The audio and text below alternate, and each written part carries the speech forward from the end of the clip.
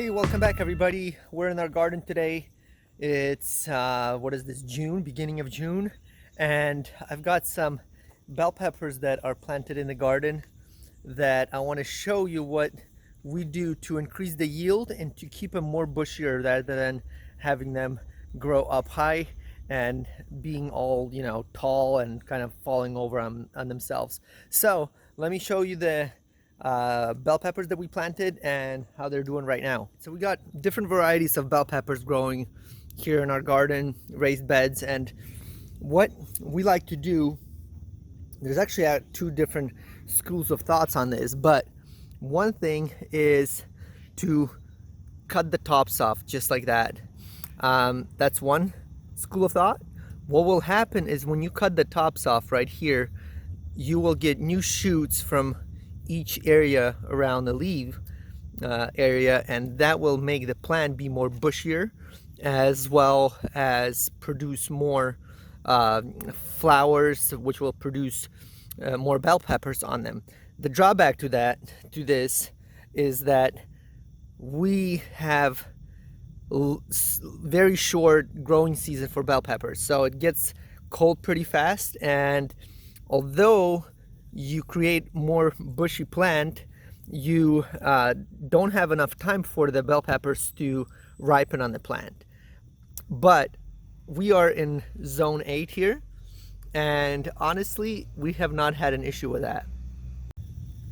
So we are in zone 8, we're in the Pacific Northwest, and we don't have an issue with having the bell peppers not ripen.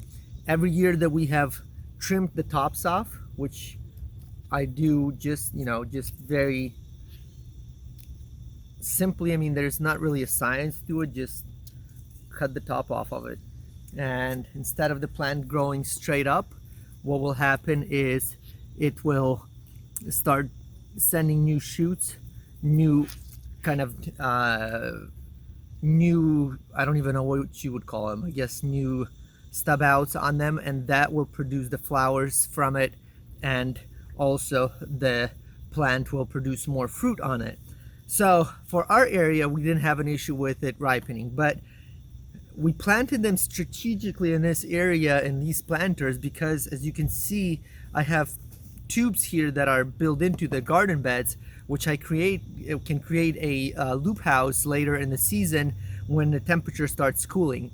But for the last 2 years, we've planted them in different areas, and last year I had them in the same spot, but I didn't have the loop houses or hoop houses over them, and they produced great. We had massive amount of bell peppers. We harvest them throughout the season, so it stays warm here through pretty much through October.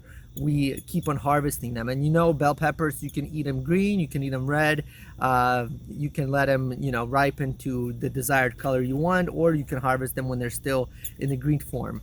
So I highly recommend doing this. You will get more bushier plant. It will be more compact, not as tall. You will have a harvest that you can collect from the plant. It'll be all around it and have more bell peppers on him. If you have ability to put a little loop house later on, if the season starts getting cooler earlier, it's only gonna help, and you're only gonna have a better harvest on them. So this year we're in beginning of June, and so far we had one of the highest, we recorded the highest high June 1st, which was like 96 or 95, and the last couple nights it's just the lows have been super high as well. So the season has started way early. I have to water everything super early as well, but it looks like it's going to be a good season for bell peppers.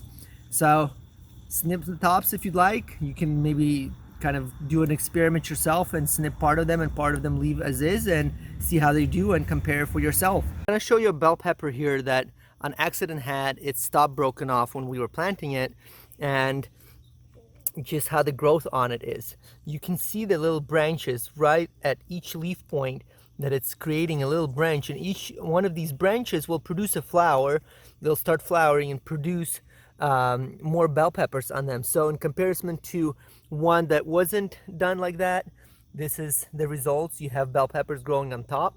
Obviously it'll still grow and it'll still produce bell peppers, but having the tops trimmed, they will produce more bushy plants, and this is an example, and they will produce more bell peppers on them. What I'm gonna do actually this year is I'm gonna do an experiment, and I'm gonna leave this bed on.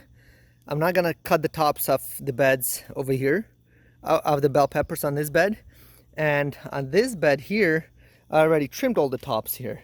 So I planted these a little bit later, and I trimmed all the tops today, and we're gonna see what they're gonna turn out like at the end when, let's say, maybe like October or September, and compare the two different plants side by side. Same exact soil, same location. I mean, you can see if I go back out, this would be the unclipped and this is the clipped side.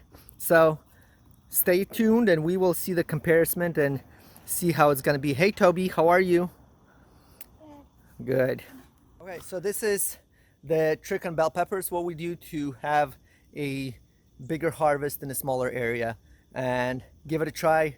I'm pretty sure you're gonna be happy. There's different thoughts on it. Some people say don't trim him, don't clip him, just let him be. There's not enough time in the season. But for us here in the Pacific Northwest in Portland, Vancouver area, we've had good luck with it. We had good results from trimming the tops and keeping them through. I mean, we can stay in a cooler but drier season throughout September and October, and that helps with the bell peppers on them. Anyways, thanks for watching. Subscribe, follow us along, give us a thumbs up, and we'll see the results and a comparison of this later in the season, a couple months, and see how they do.